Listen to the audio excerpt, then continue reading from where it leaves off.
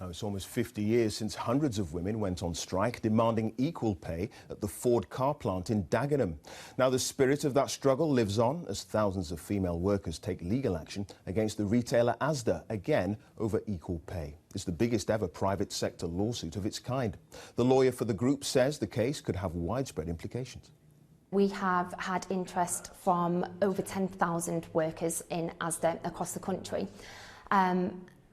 And obviously the potential of this case could be extremely significant, not only for Asda but for other supermarkets as well, who own their own distribution centres as well as the stores, because that's what allows us to make the comparison between the two. Well, our business editor Kamal Ahmed is with me now. The point then with this case seems to be that although men are getting paid more working in distribution than the women working on the shop floor in the stores, as it were, they're essentially doing the same job.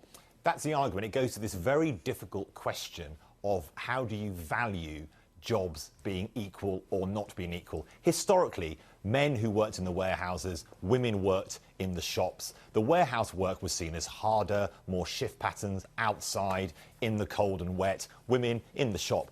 That's all breaking down, though, slightly. So women now say they have to do a lot of heavy lifting. Shops are open all day, over 24 hours. So their jobs are now equal to the men predominantly working in the warehouses. Now, Asda has made it very clear that it will robustly defend any actions that come to the employment tribunal probably next year. Could be over 1,000 of these in total of the 10,000 have already expressed an interest. They say that they are an award-winning equal opportunities employer. Now, if these women are successful, it has big ramifications for all the other retailers who probably have similar issues across their warehouses and their shop workers in terms of pay. And of course brings back the whole issue of equal pay. As you said at the beginning, Clive, remember about 50 years to the Equal Pay Act.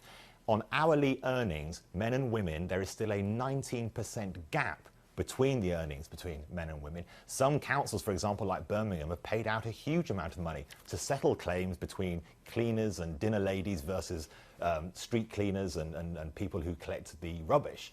And they've paid out to do that. So this is going to be interesting to see if in the private sector, as the public sector has done, whether it will have that much impact. Sure. Very interesting indeed. OK, Kamal Ahmed, many thanks.